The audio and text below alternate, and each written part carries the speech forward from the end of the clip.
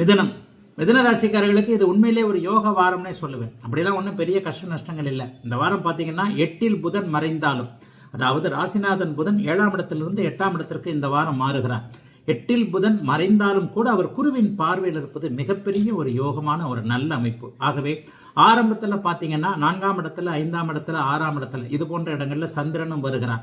4, 5, 6ஆம் இடங்கள்ல இப்பொழுது சந்திரன் இருப்பது, 8ல் மறைந்து 8, 12ஆம் இடங்கள் சுபத்துவமாக இருப்பது என்பது போன்ற அமைப்புகளின் மூலமாக மிதுன ராசிக்காரர்களுக்கு பெரிய கஷ்ட நஷ்டங்கள் எதுவும் இல்லாத நல்ல வாரமாகவே இந்த வாரம் இருக்குது. திட்டங்கள் எல்லாமே அனைத்தும் காகிதத்துல மட்டும் இருந்து வந்தது, மனசுல மட்டும் இருந்தது, காகிதத்துல தான் இருக்கு, பேப்பர் ஒர்க்கு தான் நடந்துகிட்டு இருக்கு, பிராக்டிக்கலா ஒன்றும் நடக்கல, மனசுக்குள்ளேயே ஒரு திட்டத்தை ஊற போட்டு வச்சிருக்கிறேன், அது சரியா வரல, இந்த மாதிரியான எதையும் நிறைவேற்றி பார்க்க முடியாத அமைப்புகளில் இருக்கக்கூடிய அத்தனை மிதுன ராசிக்காரர்களுக்கும் எல்லாத்தையும் நீங்க சக்சஸ் பண்ணக்கூடிய அமைப்பு இந்த வாரத்திலிருந்தே ஆரம்பிக்குதுங்க.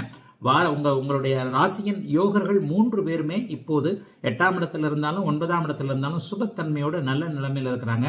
ராசியும் ஓரளவிற்கு எந்த விதமான கஷ்ட நஷ்டங்களை கொடுக்க தேவையில்லாத அளவிற்கு இருக்கிறது. ஆனால் ராசியில செவ்வாய் வந்திருக்கிறது ஒரு அவசர கொடுக்கை தனத்தை கொடுக்கும் என்பதை அடிக்கடி சொல்றேன்.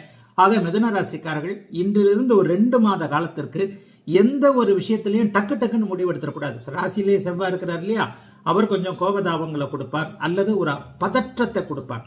அவசரப்பட்டு ஏதாவது முடிவு எடுத்துட்டு அடாடா இப்படி போய் பண்ணிட்டு மாட்டிக்கிட்டமே என்பது மாதிரியான சிக்கல்கள் இன்றிலிருந்து 2 மாத காலத்திற்கு மிதுன ராசிக்காரர்களுக்கு வரும். செவ்வாய் இருப்பது என்பது ஒரு நிலையில சகோதரர்களோடு முரண்பாடுகளை கொடுக்கக்கூடிய ஒரு அமைப்பும் கூட. ஆகவே எதிலையும் நிதானமாக கவனமாக வீட்டில் இருக்கிற பெரியவர்களோடு கேட்டு பார்த்து, அதாவது ஒரு ஆராய்ந்ததற்கு பிறகு முடிவுகள் எடுக்கக்கூடிய ஒரு வாரமாகவே, சந்திராசிரமம் இல்லாத நல்ல வாரமாகவே அமைஞ்சிருக்குங்க மிதுன ராசிக்காரர்கள் எல்லோருக்கும் இந்த வாரம்.